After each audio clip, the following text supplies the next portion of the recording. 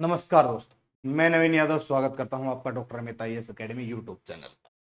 Dear friends, आज AI का जमाना है, आर्टिफिशियल इंटेलिजेंस का जमाना। चारों तरफ एआई से हर चीज आसानी से सुगमता के साथ की जा रही है। जैसा कि आप जानते होंगे, एआई आज के दिन शिक्षा के क्षेत्र में, आज के दिन एआई हेल्थ केयर क्षेत्र में भी लागू हो चुका है। यानी कि आज आर्टिफिशियल इंटेलिजेंस की बात की जाए तो ऐसा कोई क्षेत्र नहीं जिसमें यह प्रयोग ना हो रहा। कहीं कहीं इसके फायदे भी हैं तो कहीं कहीं नुकसान भी है। हाल ही में गवर्नमेंट ने एक फैसला किया है एआई हेल्थ केयर का। आर्टिफिशियल इंटेलिजेंस जो स्वास्थ्य सावधानियां हैं उनको बरतने का, उनके बारे में क्या क्या प्लान्स रहेंगे, क्या क्या प्रोजेक्ट्स रहेंगे, AI enable health care reforms के बारे में हम पढ़ेंगे। वो पाथवेज क्या है, वो रास्ते क्या है, उनके बारे में हमें जानकारी हासिल। आइए देखते हैं इन सभी चर्चाओं को। और ये वर्तमान में चर्चा में क्यों रहा, तो स्वास्थ्य सेवा जो कि इंसान की सबसे बड़ी चीज है, स्वास्थ्य ही सबसे बड़ा धन माना गया है।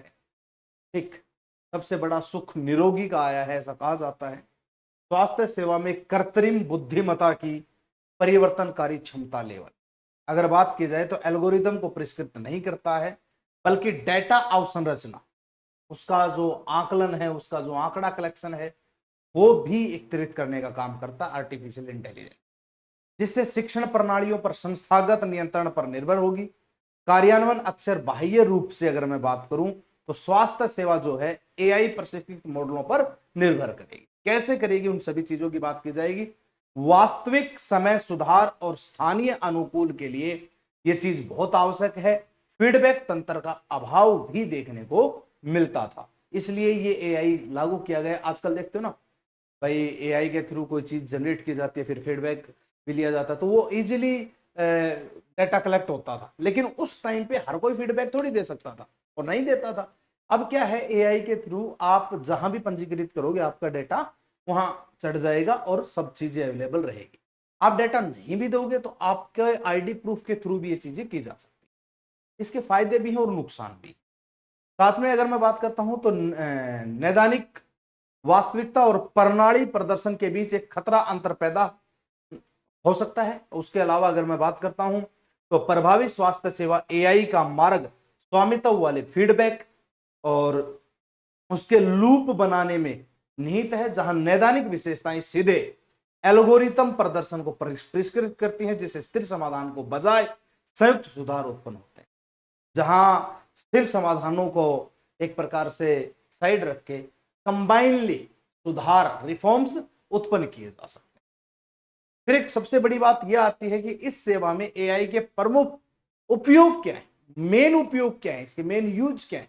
उसकी अगर बात की जाए तो उन्नत चिकित्सा इमेजिंग डायग्नोस्टिक्स की अगर मैं बात करूं तो एआई एल्गोरिदम में विशेष रूप से डीप लर्निंग मॉडल नियुक्त किए गए हैं, जिससे चिकित्सा छवियों को मानव की आंख की तुलना में अधिक तेजी से, अधिक सटीकता से विश्लेषण करके डायग्नोस्टिक्स में क्रांति ला सकते हैं। सोच के देखिए, मनुष्य की आंख नहीं कर सकती, मनुष्य की आंख नहीं देख सकती, वो चीज एआई खंगाड़ के ले आएगा। आखिर एआई कंट्रोल तो इंसान के द्वारा है, मशीन बनाई इंसान ने ये चीजें।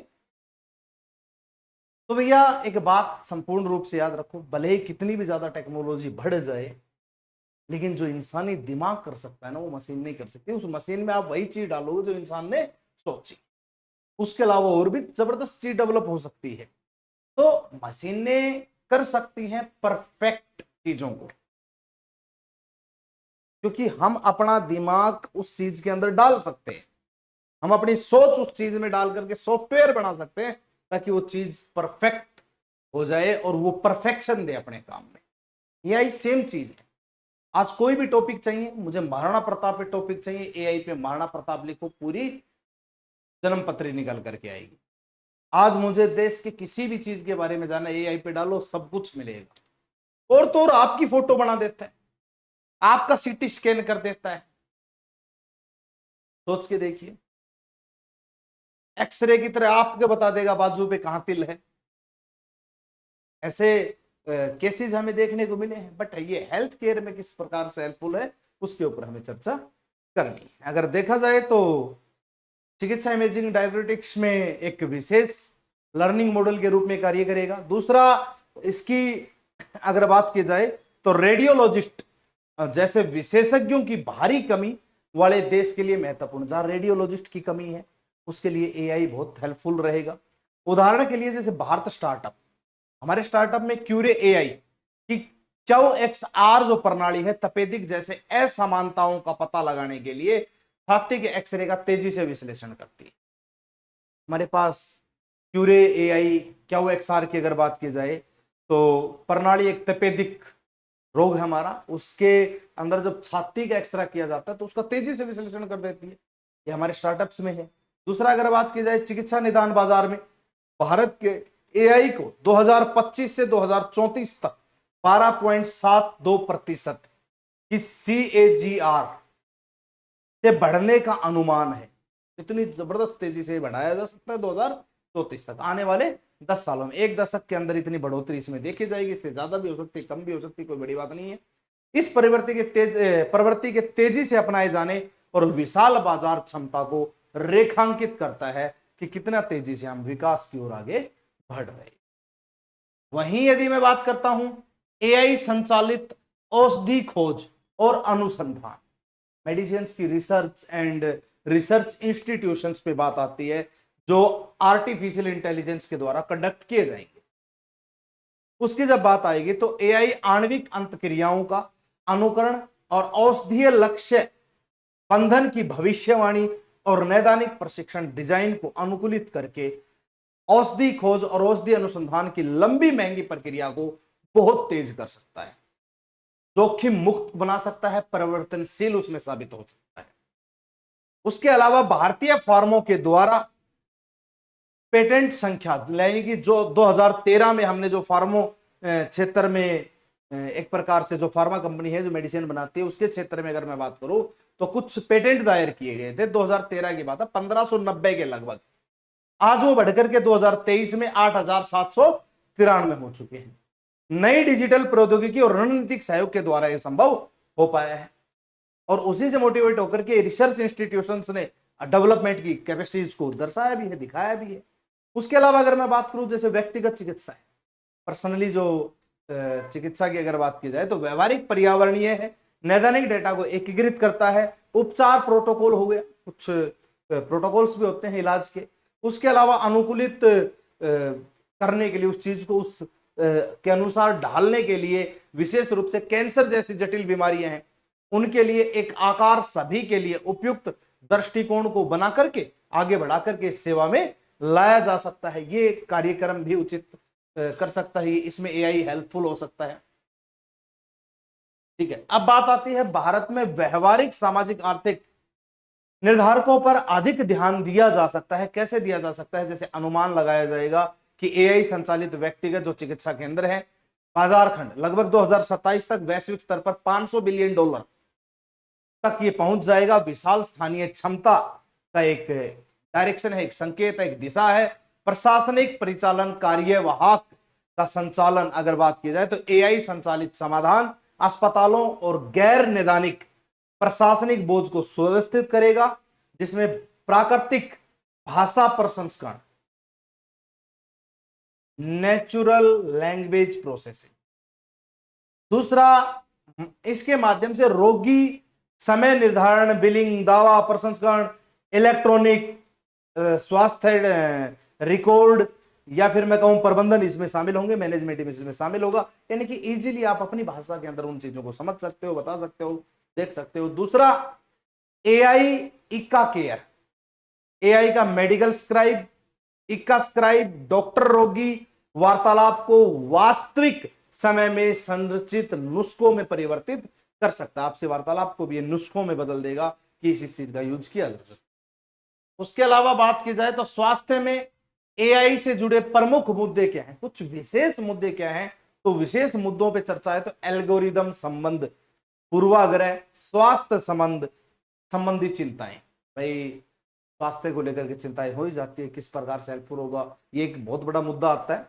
ये बोलता है कि शहरी सुप्रलेखित या पश्चिमी आबादी से प्राप्त गैर प्रतिनिधित्व डेटा जो ट्रेंड है एआई मॉडल के द्वारा, अक्सर मौजूदा स्वास्थ्य जो असमानताओं को विस्तारित करते हैं, दूसरा उन्हें बढ़ाते हैं एक हेरिटेज के रूप में, तीसरा जिसे हाशिए पर रहने वाले जो समूह हैं, जो निचले पायदान पर रहने वाले हैं, उनको व्यवस्थित रूप से गलत निदान होता है, यानी कि एक प्रकार से उनको सही से सुविधाएं नहीं मिल पाती हैं।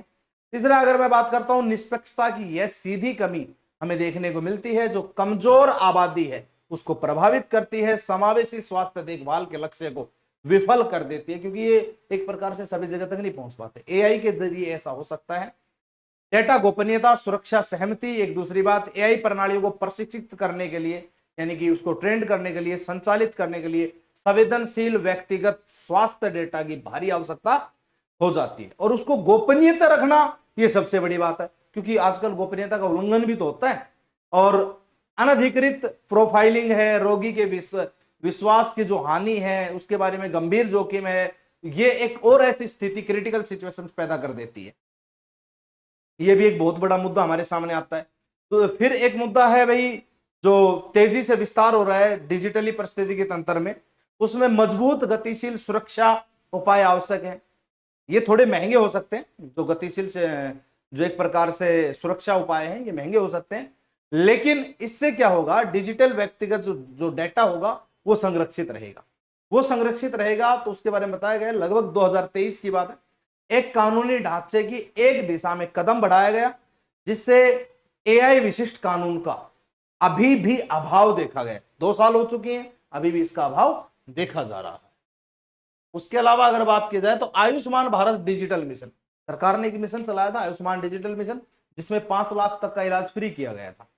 डेटा इंटरऑपरेबिलिटी को बढ़ावा देता है, और HL7 FHIR जो कि अंतरराष्ट्रीय मानकों का अपनाना अभी भी कम है।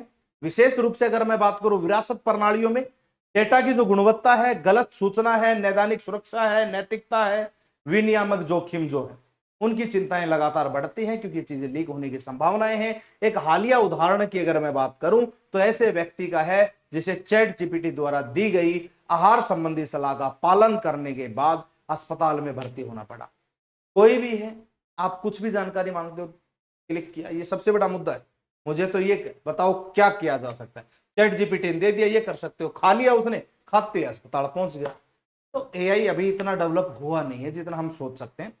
फिर उसके बाद अगर मैं बात करूं तो ये चीज सबसे बड़ी सोचने का विषय है। आप चैट जीपीटी से कुछ भी पूछोगे वो सही बताएगा, सब कुछ सही नहीं बता सकता, सारा तो वो पढ़ाई लिखाई का डेटा गलत दे देता है कई बार तो, ठीक है, फिर उसको अलग तरीके से पूछ के बताना पड़ता है, तब जाकर के वो देता है कुछ चीजें सही। उसके अलावा अगर मैं बात करूं जो असत्यापित एआई संचालित चिकित्सा मार्गदर्शन के खतरों को उजागर करता है, तो इस चीज के बारे में लोगों को ट्रेंड करना चाहिए, सिखाना चाहिए कि कैसे क्या हो सकता है। चिकित्सा उपकरण नियम 2017 एआई एमएल के साथ चिकित्सा उपकरण जो है उसके रूप में, एआई एमएल के रूप में जो है उसके सॉफ्टवेयर के अनूठे पहलुओं को पूरी तरह से संबोधित नहीं करता है। वो कंप्लीटली उसके पहलू जो है उनको संबोधित नहीं करेगा, ठीक।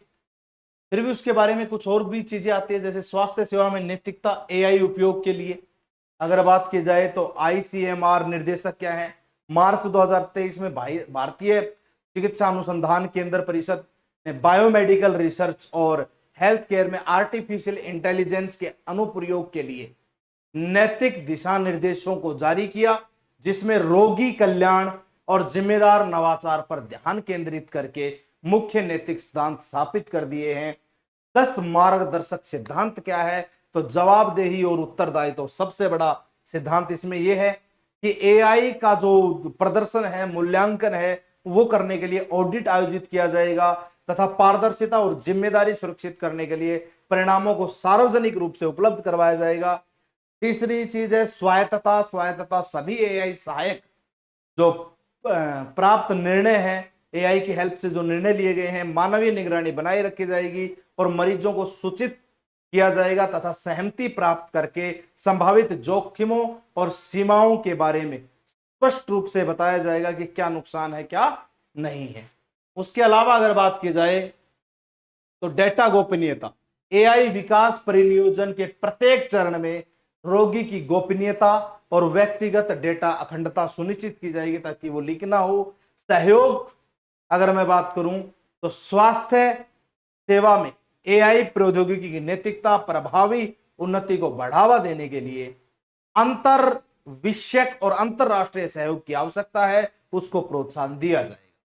साथ ही अगर मैं बात करता हूं तो सुरक्षा और जोखिम न्यूनीकरण को मजबूत करना, यानी कि दुरुपयोग, जहां तक एआई का दुरुपयोग हो रहा है उसको रोकने के लिए कुछ उपाय लागू किए जाएंगे। डेटा सुरक्षा को मजबूत बनाया जाएगा। तैनात एक प्रकार से प्रासंगिक समितियों के लिए विशेष रूप से तैनाती की जाएगी। नैतिक समीक्षा को अनिवार्य किया जाएगा। सुगमता, समानता और समावेशिता को बनाए रखने के लिए डिजिटल विभाजन के कारण उत्पन्न असमानताओं को दूर किया जाएगा और एआई संचालित स्वास्थ्य सेवा बुनियादी ढांचे तक समान पहुंच सुनिश्चित की जाएगी।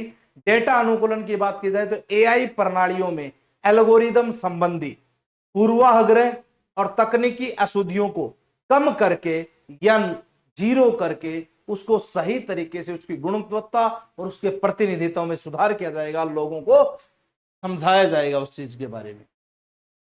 फिर बात आती है गैर भेदभाव और निष्पक्षता, यानी कि यह सुनिश्चित किया जाएगा, यह सुनिश्चित करके और निष्पक्षता तथा समावेशिता को बढ़ावा दिया जाएगा। कोई भाई भतीजावाद नहीं होगा। एआई उपकरण बिना किसी पूर्वाग्रह के डिजाइन और तैनात किए जाएंगे। एआई इंस्ट्रूमेंट्स का डिजाइन किया जाएगा और तैनात किए जाएंगे ताकि मशीन तो कोई भाई भतीजावाद नहीं कर सकते ना, तो इस चीजों में सुधार किया जाएगा। सभी उपयोगकर्ताओं के लिए समान पहुंच सुनिश्चित की जाएगी। विश्वसनीयता की अगर बात की जाए तो सत्यापन, विश्वसनीयता, नैतिक अनुपालन और कानूनी मानकों की पालन के माध्यम से एआई प्रणालियों में विश्वास पैदा होगा।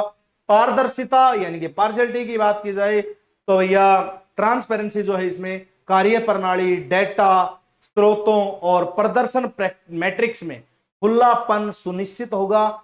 चिकित्सकों और शोधकर्ताओं को एआई की वैधता और विश्वसनीयता का आकलन करने में सक्षम बनाना इसका मुख्य उद्देश्य है। यही इसका मेन लक्ष्य रहेगा। उसके अलावा अगर मैं बात करूं तो स्वास्थ्य सेवा में एआई का वादा केवल तकनीकी परिष्कार पर आधारित नहीं है, बल्कि भारत में स्वास्थ्य पारिस्थितिकी तंत्र के भीतर नैतिक, समावेशी अंतर और संचालनीय जो एकीकरण है उस पर भी टिका हुआ है। डेटा इंटरऑपरेबिलिटी की अगर बात की जाए तो क्लिनिकल फीडबैक लूप्स पारदर्शिता को प्राथमिकता देता है। भारत एआई को एक नैदानिक उपकरण से सार्वजनिक स्वास्थ्य सरकारी में बदल सकता है। जवाबदेही और रोगी सुनिश्चित करने के लिए प्रभावी विनियमन और मानवीय निगरानी केंद्रीय होनी चाहिए। उत्प्रेरक के रूप में अगर बात की जाए तो इंडिया एआई मिशन के साथ देश सभी के लिए सटीक स्वास्थ्य और सेवा का लोकतांत्रिकरण करने के लिए तैयार है। यानी कि आज के दिन अगर मैं बात करूं तो एआई स्वास्थ्य क्षेत्र में भी जगह ले सकता है। सरकार इसको सार्वजनिक करना चाहती है ताकि लोगों को जागरूकता मिले, एक पारदर्शिता बनी रहे, लोग इसके बारे में जानकारी ले, लोग गलत तरीके से प्रेरित ना हो। यानी कि एक प्रकार से आप कुछ भी बुझ ले तो बिना डॉक्टर की सलाह के, तो ऐसा नहीं होना चाहिए। डॉक्टर के द्वारा जो सुझाव दिया जाए वो वहां पर पूछा जाए, तब जाकर के आप हो सकते हो। तो इस प्रकार से स्वास्थ्य को ध्यान में रखते हुए, हेल्थ को ध्यान में रखते हुए एआई हेल्थ केयर स्थापित किए जाएंगे सरकार के द्वारा। हाल ही में अक्टूबर मंथ में सरकार ने डिसीजन किया है। इसी प्रकार की खबर, इसी प्रकार के फैक्ट्स जानने के लिए लगातार आप हमारे चैनल से जुड़े रहें। जो भी नए हमारे चैनल से जुड़ते हैं उनका बहुत बहुत आभार, बहुत बहुत स्वागत। इसी प्रकार से रेगुलर आप लोगों के लिए ये न्यूज आती रहेंगी, डेली करंट की चीजें आती रहेंगी, डेली का एक टॉपिक हम कवर करते हैं। इसी के साथ आज के समाचार से मैं विदा चाहता हूं। जय हिंद, जय भारत, थैंक यू।